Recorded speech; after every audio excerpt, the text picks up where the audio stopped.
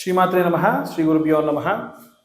2026 సంవత్సరంలో ద్వాదశ రాశుల వారికి సంబంధించి ఫిబ్రవరి నెలలో ఎలా ఉండబోతుంది, దాంట్లో మేషరాశి వారికి ఎలా ఉంటుంది అనేటువంటి విషయాన్ని ఇప్పుడు తెలుసుకుందాం.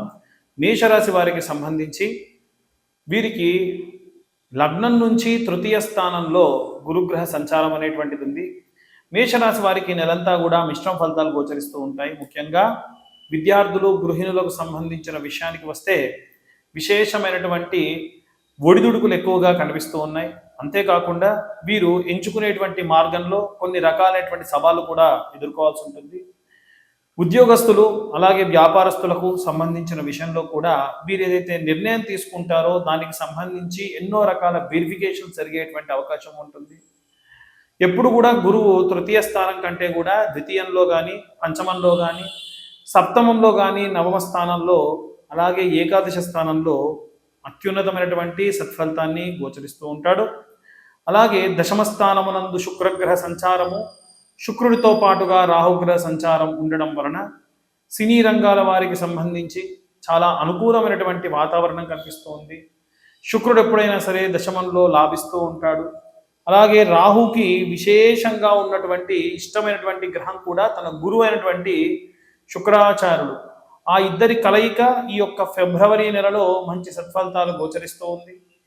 అలాగే వీరికి ఈ యొక్క రాశిలో ఉన్నటువంటి వారికి ద్వాదశ స్థానమునందు చూసుకుంటే శనిశ్చర గ్రహ సంచారము, ఈ శని 12వ స్థానంలో ఎక్కువ లాభం ఉండకపోయినప్పటికీ వీరు ఏవైనా సరే గతంలోనే ప్రారంభించినటువంటి పనులు అవి కూడా ఇనుముతో కానీ, ఫైర్ అండ్ ఆయిల్ సంబంధించినటువంటి పనులు ఏవైనా ఉంటే ఆ పనులకు సంబంధించిన విషయానికి వస్తే ఖచ్చితమైనటువంటి లాభాల్లో ఉండేటువంటి అవకాశం గోచరిస్తూ ఉంది. వ్యయస్థానంలో ఉన్నప్పటికీ అంటే ఖర్చు పెట్టే క్రమంలో మీకంటూ కొంత డబ్బు మిగిలించుకునే క్రమంలో ముందుకెళ్తూ ఉంటారు. అలాగే పంచమ స్థానంలో సంచారం చేస్తున్నటువంటి కేతుగ్రహ సంచారం వలన బ్యాంకులు, రుణాలు వీటికి సంబంధించి, ఏవైనా అకౌంటింగ్స్కి సంబంధించి, ఏవైనా సివిల్కి సంబంధించిన విషయంలో అనుకోని పరిస్థితులలో కొన్ని రకాలైనటువంటి ఒడిదుడుకులు ఎక్కువగా కనిపిస్తూ ఉన్నాయి. కాబట్టి ఆలోచించి ఖర్చులు కూడా చేయడం మంచిది. కుజగ్రహ సంచారం ఏదైతే ఉందో అష్టమ నవ స్థానమునందు సంచారం చేస్తూ ఉంది. అందుకారణం చేత కొన్ని రకాలైనటువంటి భూమికి సంబంధించి కాస్త డెలికేట్గా పండించేటువంటి పంటలు ఉంటాయి. అంటే ఎప్పుడు కూడా ప్రాక్టీస్లో ఉన్నటువంటి పంటలు పండించే రైతులకు బాగుంటుంది. రియల్ ఎస్టేట్ రంగంలో ఉన్న వారికి కూడా కాస్త ఉత్తేజపూర్వకంగా, కాస్త ప్రోత్సాహకరంగా వాతావరణం ఉంటుంది. అలాగే వీరికి సంబంధించిన విషయంలో రైతులు, చేతి వృత్తులు, కుల వృత్తులు చేసేటువంటి వాళ్ళు అందరికీ కూడా ప్రోత్సాహకరమైనటువంటి వాతావరణం ఎక్కువగా గోచరిస్తూ ఉంది.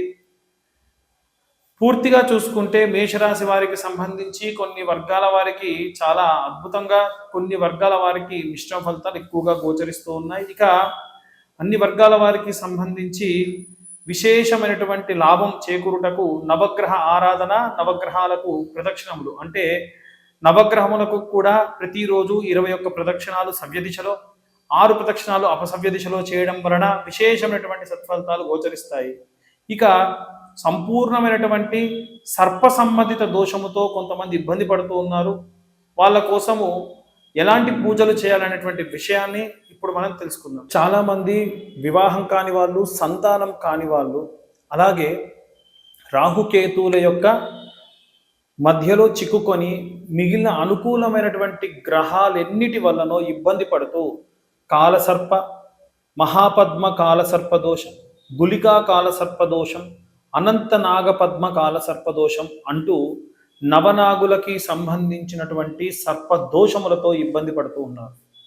ఇలాంటి పూజలు చేయించుకోవడానికి చాలామంది వేరే వేరే తీవ్రమైనటువంటి పుణ్యక్షేత్రాలు సందర్శించడానికి కానీ, లేదా ఒకే చోట ఉండి వేలకు వేలు ఖర్చు పెట్టి పూజ చేసుకోలేని వాళ్ళ కోసం ఈ ఫిబ్రవరి నెలలో ఫిబ్రవరి 8వ తారీఖు ఆదివారము షష్ఠి అవుతుంది.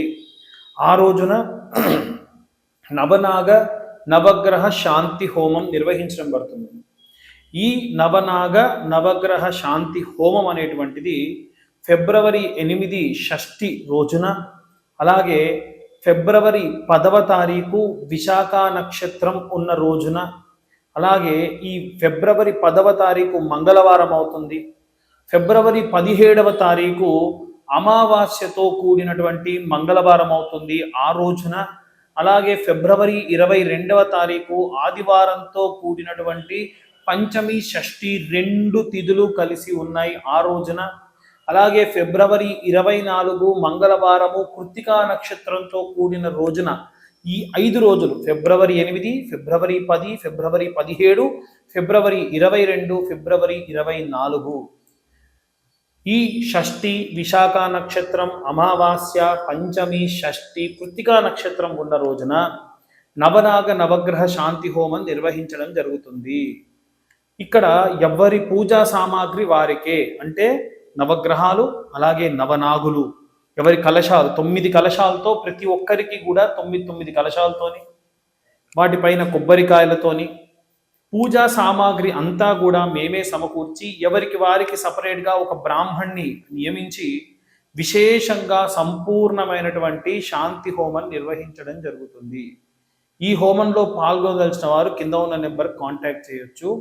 మనకు 365 రకాల కాలసర్ప దోషాలలో ఏ కాలసర్ప దోషంతోనైనా సరే సమస్యతో ఎదుర్కొంటున్నటువంటి వారందరికీ కూడా ఈ యొక్క నవనాగ నవగ్రహ శాంతి హోమం అనేటువంటిది విజయవంతంగా ఆ యొక్క దోషమంతా కూడా నివారణ చెందిస్తుంది.